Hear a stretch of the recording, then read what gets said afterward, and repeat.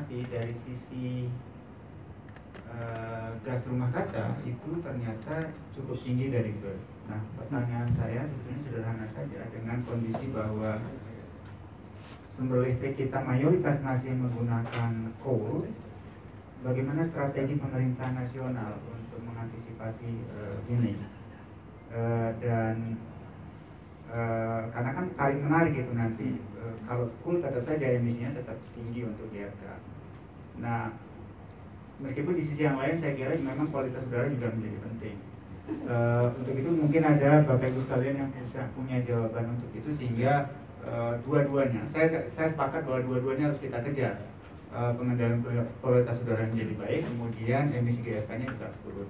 Nah, yang kedua, saya kira pertanyaannya mungkin ke teman-teman di SDM, bagaimana kaitannya dengan apa yang sedang dialami di kota-kota besar termasuk di DKI Jakarta ini dengan strategi pemerintah nasional yang akan mengembangkan renewable energy di tahun 2025 itu 23%. Apakah ada korelasinya dengan isu transportasi ini? Karena itu saya kira menjadi ancaman yang cukup serius di kota-kota besar. Kalau itu masuk dan itu menjadi salah satu prioritas, saya kira urusan koordinasi itu tadi menjadi prioritas untuk sektor itu. Terima kasih.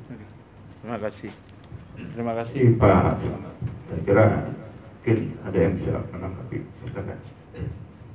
Iya, sebenarnya banyak tadi yang harus ditanggapi, tapi karena waktunya mepet, nanti ini menjadi catatan saja. Tapi yang penting kan ini bukan pertemuan terakhir, justru ini pertemuan awal. Karena ya, seperti yang disampaikan Mbak Zen tadi, bahwa kita akan memulai untuk kajian yang ujungnya nanti adalah seperti yang disarankan oleh Pak Penas tadi, ujungnya memang harus ada regulasi ya, mereformulasi regulasi yang kira-kira bisa mengefektifkan upaya pengendalian emisi, baik emisi local air pollution maupun emisi greenhouse gas.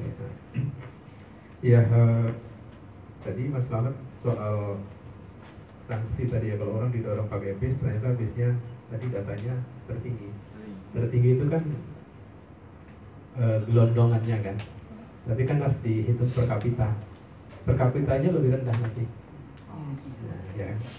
Karena angkutan umum di DKI Jakarta ini kan digunakan oleh 54% ya, dari penduduk itu.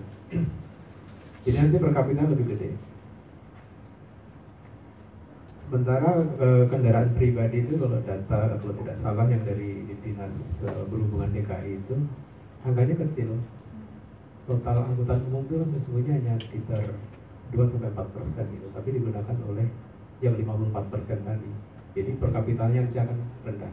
Tapi artinya jangan segan-segan untuk tetap mendorong shifting ya, seperti yang disarankan oleh Bapak Penas juga dari Direktorat Transportasi tadi, untuk shifting ke angkutan umum masal tadi.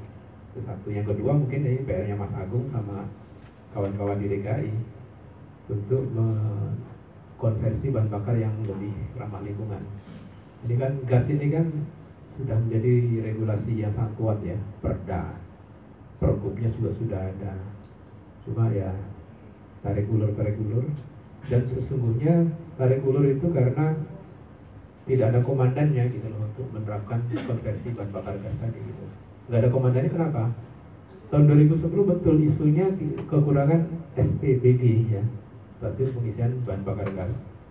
Sehingga pada tahun 2011 waktu itu ada pertemuan para pihak yang dipimpin oleh Menteri SDM yang akhirnya sepakat harganya dinaikkan tapi tetap jauh di bawah harga BBM, dan pemerintah pusat lewat Kementerian Keuangan waktu itu juga sepakat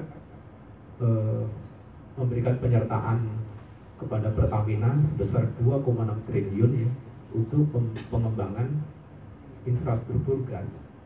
Dan itu berhasil. Tahun 2014 pipanya sudah disambung ya untuk suplai Jakarta Selatan ya, dari Depok ke Jakarta Selatan.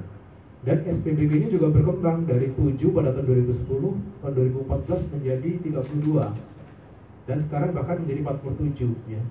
Siap-siap sekarang akan dibangun lagi 20 lagi. Jadi nanti total itu sekitar 65 sampai 67 SPBG. Tapi apa yang terjadi pada tahun 2014 ketika kita punya 32 SPBG, DKI Jakarta justru mengeluarkan perda baru yang angkutan umum boleh pakai solar lagi gitu. Jadi setback gitu. Kita tahu lah itu permainan-permainan apa ya yang tidak gentle dari pihak industri otomotif gitu ya.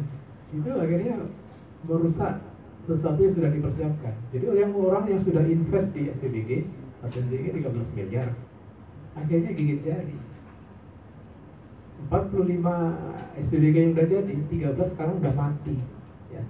Tinggal 32 dan itu juga siap-siap mati juga gitu. Kenapa? Karena nggak ada yang membeli. Bayangkan Transjakarta sendiri dari 880 unit pada tahun 2014, sekarang justru malah menjadi 340 unit yang masih pakai bahan bakar gas. Jadi memang karena nggak ada chief of commander tadi, akhirnya nggak ada yang memelototin ya. Sebenarnya demand-nya harusnya berapa, kemudian supply-nya berapa. Jadi ini kayak antara telur dan ayam ya. Begitu SPBG-nya siap, justru demand-nya nggak ada. Tahun 2010 ada demand tapi nggak ada SPBG. Maksud saya memang harusnya ada yang pihak yang mengkomando ya, sehingga tidak ada miss tadi.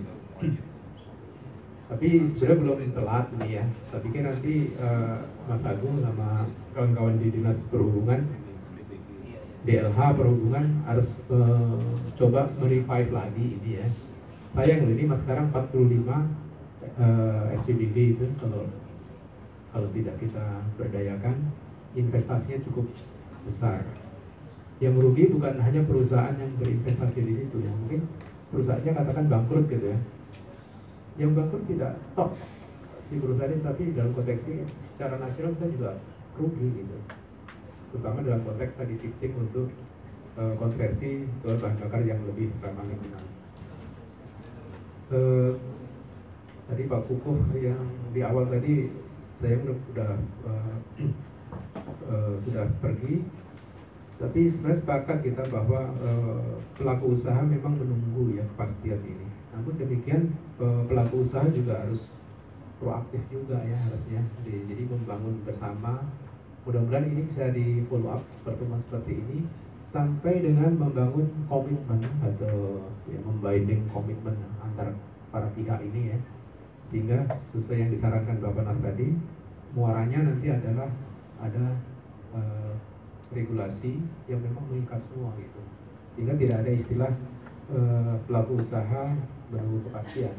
Karena kalau begitu sudah menjadi regulasi harusnya sudah menjadi kepastian. Cuma ini juga sudah menjadi rahasia umum bahwa kadang-kadang sudah pasti, akhirnya di otak-atik menjadi tidak pasti lagi. Kasus Euro 4 itu kan begitu kan. Desember 2013 itu sudah pasti. 2016 masuk standar Euro 4. Tapi baru 2 bulan kesepakatan itu disepakati ya, di lobby sama si kawan-kawan swasta sendiri gitu. Jadi kawan-kawan swasta sendiri juga posisinya sangat dinamis ya. Ada pihak yang sangat mendukung, antusias, tapi ada pihak juga yang merasa tidak siap, sehingga akhirnya melakukan semacam manuver-manuver yang akhirnya menunda semacam kesepakatan tadi gitu. Banyak sih tapi waktunya karena nggak memungkinkan lagi. Paling nanti kami coba dokumentasikan saja ya. Nanti akan kita bagikan kepada bapak-bapak dulu sekalian, sehingga nanti bisa menjadi bahan kita untuk pertemuan berikutnya. Ya, silakan Bu Jen, mungkin karena ini sudah bisa atau Pak Joko ada yang mau bisa. Sebelum closing, tadi Mas Selamat ya, jadi memang bus GRK-nya gede, tapi muatannya juga gede, kapasitasnya gede, ngangkutnya orang gede, jadi sekali pukul banyak gitu ya. Dan dulu ketika kita survei dengan World Bank pemanfaat subsidi BBM itu 75% adalah kendaraan pribadi. Jadi malah belum pro dengan bus. Jadi bus GRK-nya gede, tapi daya angkutnya juga besar. Nah, kalau orang kemudian beralih kan emisinya berkurang.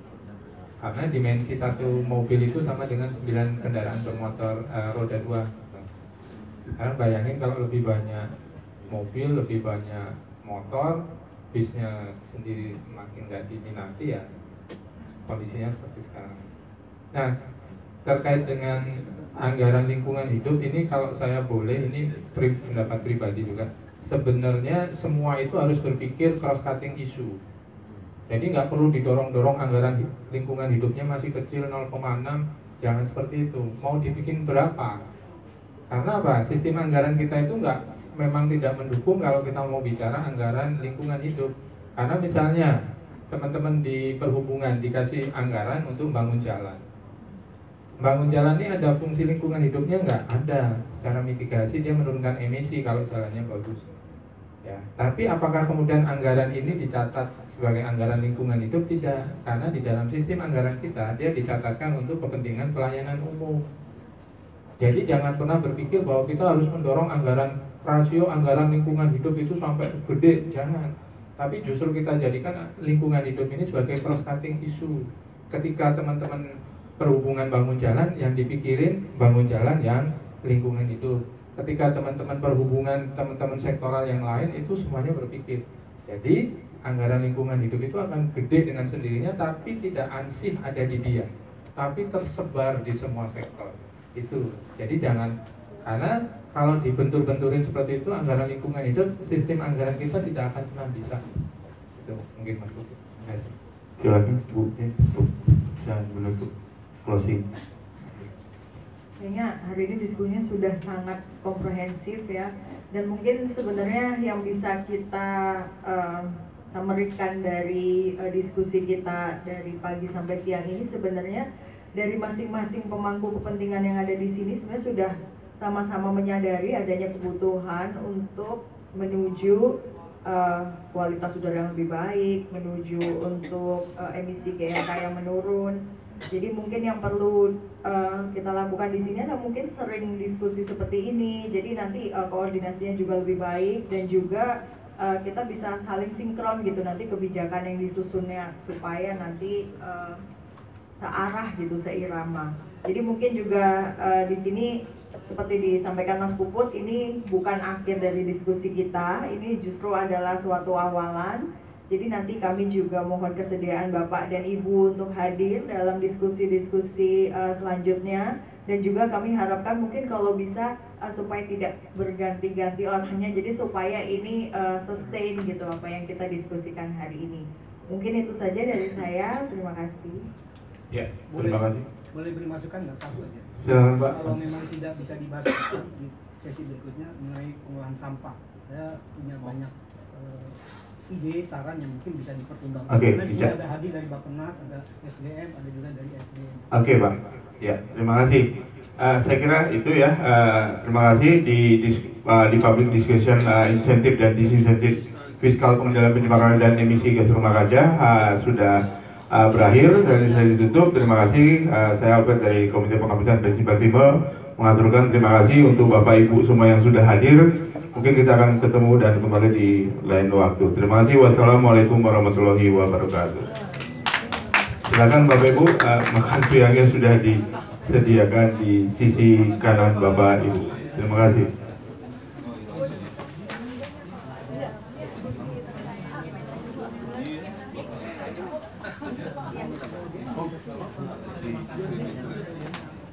Amel.